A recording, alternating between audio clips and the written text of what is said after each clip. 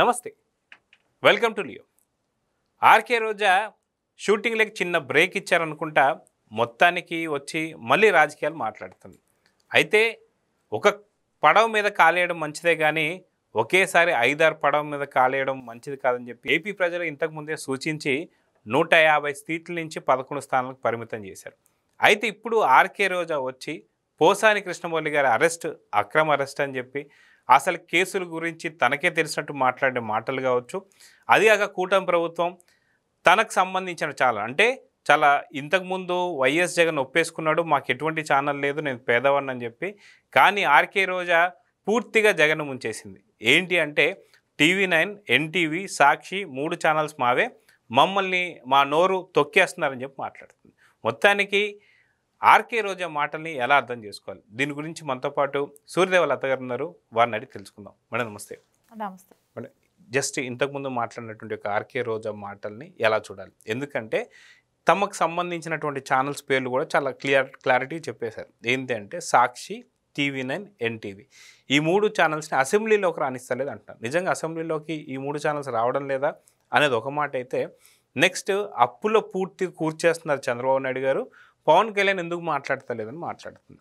ఇవే కాకుండా పోసాని కృష్ణమురళికి సంబంధించినటువంటి కేసులు ఎప్పుడో 6-7 ఏళ్ల క్రితం మాట్లాడుతుంది. నిజంగా 6-7 ఏళ్ల క్రితం మాట్లాడిన మాటలు కావచ్చు, లేదంటే సెక్షన్లు కూడా ఇవి వర్తించవని మాట్లాడుతుంది. నిజంగా ఆర్కే రోజా లా ఏమైనా చదివిందా? మొత్తానికి ఈ మాటల్ని ఎలా అర్థం చేసుకోవాలంటే ఏం చెప్తారు? మీరు చెప్పినట్టు షూటింగ్లకు కొంచెం బ్రేక్ రావటమే కానివ్వండి, ఆ బ్రేక్లో నగిరి నియోజకవర్గంకి వెళ్ళి అక్కడ ఒక సాక్షి ఎట్లాగో వాళ్ళకి సొంత ఛానల్స్ ఉన్నాయి కాబట్టి, సొంత పేపర్లు ఉన్నాయి కాబట్టి, వేరే పేపర్స్ రాయాల్సిన పనిలా వేరే ఛానల్స్ చూపెట్టాల్సిన పని లేదు. అది ఒకటి తీసుకొని ఒక మైక్ సాక్షిది పెట్టేసుకొని మిగతా ఛానల్కి రికార్డ్స్ చేసి పంపించేస్తే వేసుకునే వాళ్ళు వేసుకుంటారు, యూట్యూబ్ ఛానల్స్ ఎలాగో వేస్తాయి కాబట్టి, సో ఆవిడకి పబ్లిసిటీ వస్తుంది అని అనుకుంది. సరే, ఆ అధికార ప్రతినిధి అనే ఒక పోస్ట్ ఇచ్చినప్పుడు అప్పుడప్పుడు అయినా పార్టీని విమర్శించాలి, ఆమెకు ఒక టార్గెట్ ఉంటుంది ప్రెస్ మీట్ పెట్టడానికి. సో ఆ రకంగా అక్కడికి వెళ్తే నలుగురు దొరుకుతారు కదా నగిరి దీనికి వెళ్తే అనే ఆలోచనతో వెళ్ళి ఒక నలుగురిని పక్కన పెట్టుకొని తీసింది. సరే, అక్కడ నలుగురు తప్ప ఇంక వేరే వాళ్ళు లేరనేది అయితే ఖచ్చితంగా అందరికీ తెలిసిన విషయమే. ఆవిడతో ఎవరూ కూడా వైసీపీ క్యాడర్ అయితే లేరు. సో వాళ్ళే వేరే పార్టీలకు వెళ్ళిపోవటమా, లేకుంటే వేరే అధ్యక్షుడిని అంటే అక్కడ నియోజకవర్గం ఇన్ఛార్జిగా వేరే వాళ్ళని అధ్యక్షులుగా పెట్టండి ఆ నియోజకవర్గానికి ఇన్ఛార్జిగా అనేది అయితే అక్కడ వాళ్ళు అడుగుతూనే ఉన్నారు. సో దాని ప్రయత్నమే మొన్న మనం చూసాం. గాలి జగదీష్ గారిని పార్టీలోకి తీసుకోవాలా అన్నప్పుడు ఈవిడేదో గొడవ చేసి ఆపటం కానివ్వండి, ఆయన వస్తే ఈవిడికి ఎక్కడ బ్రేక్ అవుతుందని ఆలోచించడం కానివ్వండి, వీటన్నిటి మధ్యలో కొంచెం అది డైనమాలో అట్లా మధ్యలో ఆగుంది. ఎందుకంటే అతనితో వైసీపీ క్యాడర్ బాగా ఉంది. సో దాంతో అక్కడ ఇది ఆగింది. సరే, ఈవిడొచ్చి ఈరోజు ప్రెస్ మీట్ పెట్టింది. సరే, మాట్లాడిన దానిలో ఇక్కడ ఏది కొంచెమైనా నిజం ఉందా? మనం చూస్తే ఇప్పుడు ఆ జగనన్న చెప్తున్నట్టు ఆయన పేద సీఎంగా పనిచేశారు గత 5 సంవత్సరాలుగా. ఆ పేద సీఎంగా ఉన్న వ్యక్తి కూడా రూపాయి కూడా జీతం తీసుకోకుండా పనిచేశాడు. సరే, జగనన్న ఎంత పేదాడనేది ఒక చెల్లెలుగా రోజా గారే చెప్పగలుగుతారు, ఏపీ ప్రజలు ఎవరు కూడా చెప్పలేరు. ఎందుకంటే ఆమెకే తెలుస్తుంది ఆయన అంత పేదవాడు అనేది. ఒక పేద సీఎంగా అన్న అసలు హెలికాప్టర్లో తప్ప నేల మీద నడిచేవాడు కాదు. ఆయన్ని ప్రజల చూపు కూడా పడకూడదని పరదాలు తప్ప మిగతా ఎవరు కూడా కనపడకూడదు అనేటట్టే కానివ్వండి, సెక్రటరేట్ వరకు కూడా వెళ్లకుండా ఇంట్లో కూర్చొనే బటన్లు నొక్కచ్చని కానివ్వండి. ఎందుకు నిజమే కదా, అది మూలను కూర్చున్న ముసలమ్మ కూడా ఇంట్లో కూర్చొని బటన్ స్విచ్ రోజు వేసుకుంటుంది, ఆపుతుంది కదా, లైట్ వేసుకుంటున్నారు, ఆపుతున్నారు. సో దాని మూలన ప్రజలకు లాభం జరిగిందనేదే కదా అక్కడ అందరూ అడిగింది. గతంలో నువ్వు బటన్లు నొక్కుతున్నావు, ఆ నొక్కిన దాని మూలన రిజల్ట్ ఏంటి అదే అడిగింది. సో దాన్ని ఈ రోజున చంద్రబాబు నాయుడు గారు మీరెందుకు బటన్లు నొక్కలేదు, మీరు ఆ వయసు వాళ్లే కదా, ఇంట్లో కూర్చొనైనా అంటే వీళ్ళలాగా పరిపాలించమని నారా చంద్రబాబు నాయుడు గారికి ఈవిడ సజెషన్ ఇస్తుంది. సో ఈవిడ స్థాయి అది కాదనేది కొంచెం ఆమె ఆలోచించుకుంటే మంచిది. ఆయనకి తెలుసు ఏం చేయాలి, ప్రజలకు ఏది చేస్తే మంచి జరుగుతుంది ఏంటి అనేది. సరే, ఈ గత 5 ఏళ్ళు కూడా చాలా నీతివంత పాలన ఇచ్చాము అనేది ఇంకా ఆ భ్రమల్లో ఉంది ఆవిడ, చాలా కళల్లోనే ఇమాజినేషన్లో ఉంది. దాని నుంచి బయట వస్తే బాగుంటుంది. కొంచెం ఆలోచిస్తే గతంలో పెట్టిన వాళ్ళు ఎవరు, కేసులు అంటే 70,000 మంది కార్యకర్తల మీద కేసులు పెట్టారు వీళ్ళు. మొన్న అసెంబ్లీ ఈ ఈ సెక్షన్స్ కాకుండా ముందు సెక్షన్స్ జరిగినప్పుడు నారా చంద్రబాబు నాయుడు గారు మాట్లాడుతూ నా మీద కూడా కేసు ఉంది, ఎవరి మీద కేసు లేని వాళ్ళు ఎంతమంది మీద కేసులు ఉన్నాయో చేతులు పైకెత్తండి అంటే ఉన్న అసెంబ్లీలో ఉన్న అందరూ చేతులు పైకెత్తారు. ఎత్తని వాళ్ళు లేరు.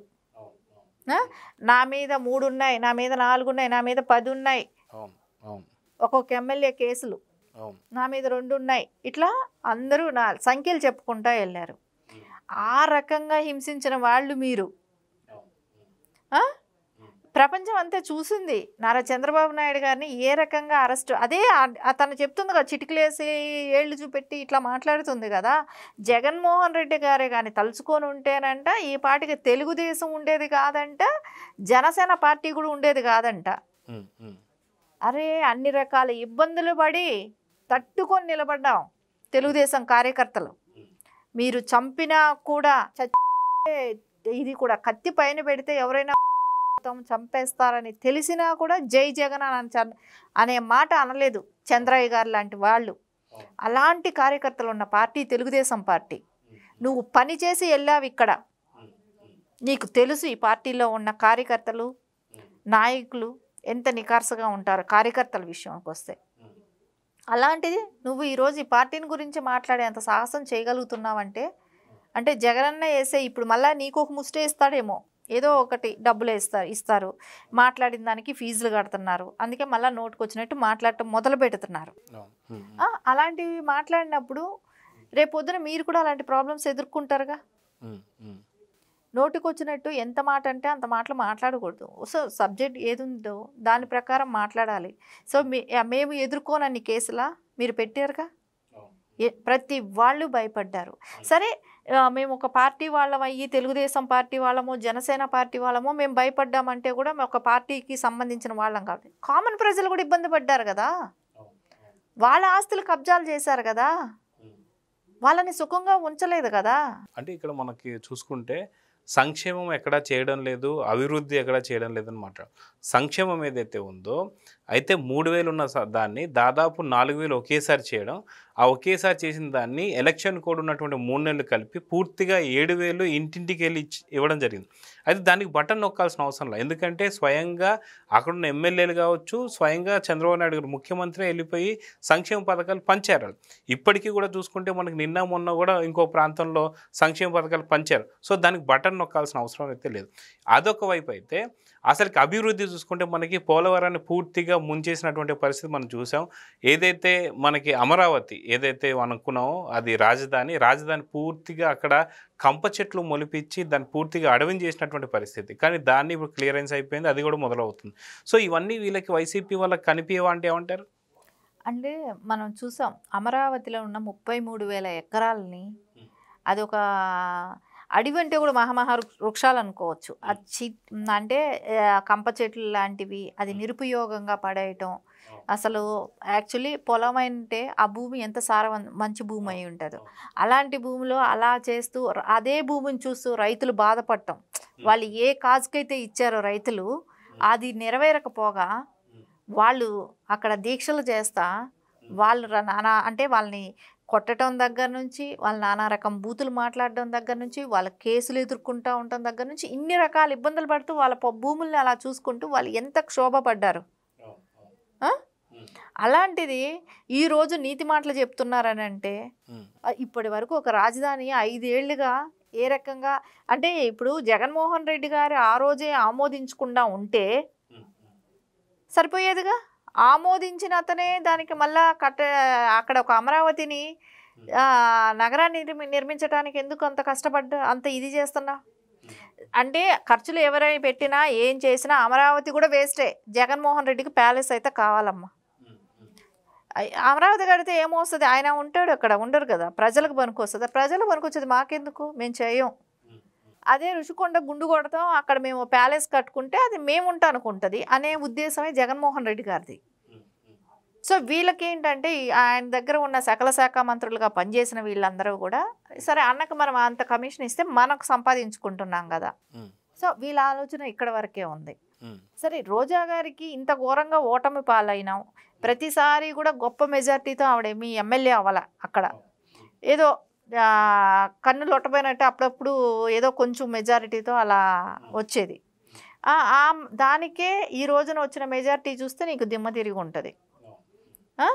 ఇంకొకసారి నువ్వు గెలుస్తావో లేదో కూడా నీకు నమ్మకం లేదు అక్కడ. ఎందుకంటే ముందు కన్నా కూడా ఇప్పుడు ఇంకా క్యాడర్ ఎగనిస్ట్గా నీకు సీట్ ఇవ్వకూడదు అనేది గట్టిగా పోరాటం జరుగుతుంది అక్కడ.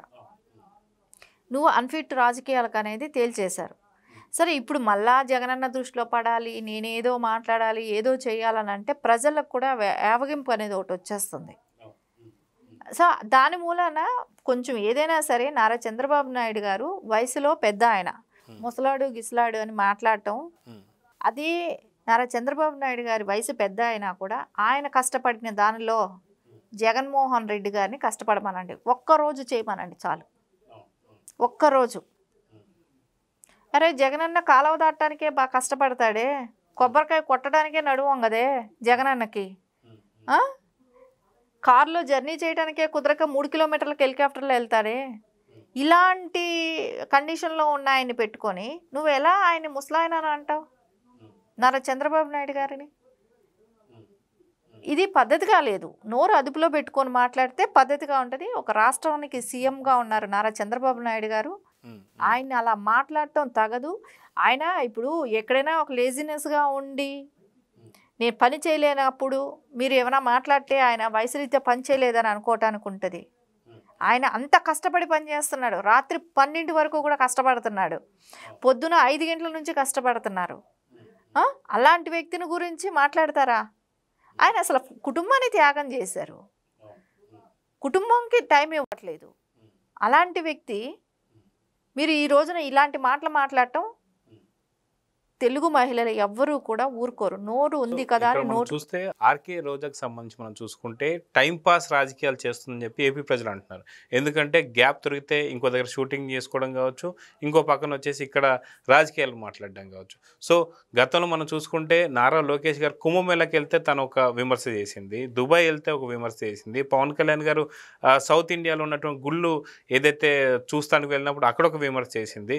సో ఇప్పుడు ఆర్కే రోజా గారు అటు పక్క మనం చూసుకుంటే రాజకీయాలు కావచ్చు, ఇటు పక్క ఇంకో పక్క సీరియల్కి సంబంధించిన ఒక షో కావచ్చు. సో దీన్ని మీరు అంగీకరిస్తారా?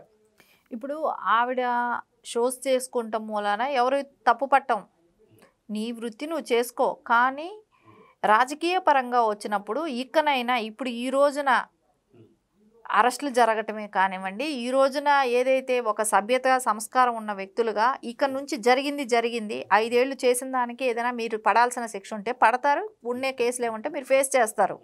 కానీ ఇక మీదటైనా కూడా నోరు అదుపులో పెట్టుకో మాట్లాడటం మంచిది ఇక్కడ. ఎందుకంటే ఆ రోజులు ఇంకా కూడా నువ్వు నీ పిల్లలకి ఏం నేర్పుతావు? ఇలా మాట్లాడితే నీకేమొస్తుంది? ఒకరోజు వ్యూస్ పెరుగుతాయేమో, ఒకరోజు మీ వాళ్ళు వెనకాల ఉన్న భజన బృందం ఏదైనా ఉంటే క్లాప్స్ కొడతారేమో, తర్వాత పరిస్థితి ఏంటి?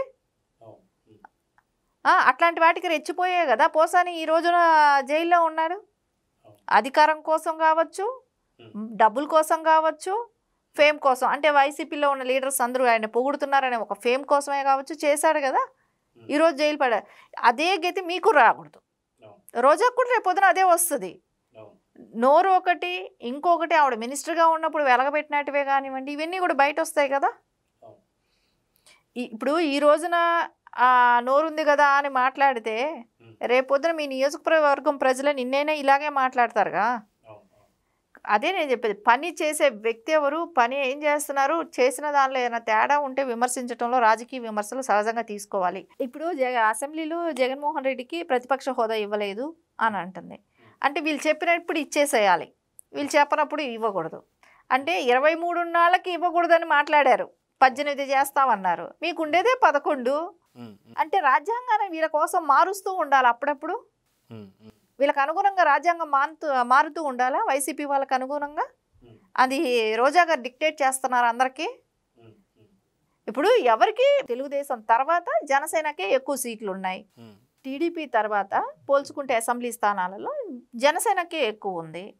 సో వాళ్ళకైనా ఉంటుంది కదా. ఇప్పుడు అదే పవన్ కళ్యాణ్ గారైనా అదే అంటున్నారు, కాకపోతే మెజారిటీ వైజ్ ఎవరికి ఎక్కువ స్థానాలు ఉన్నాయి అనేది చూసుకుంటే జనసేనకే ఉంటుంది.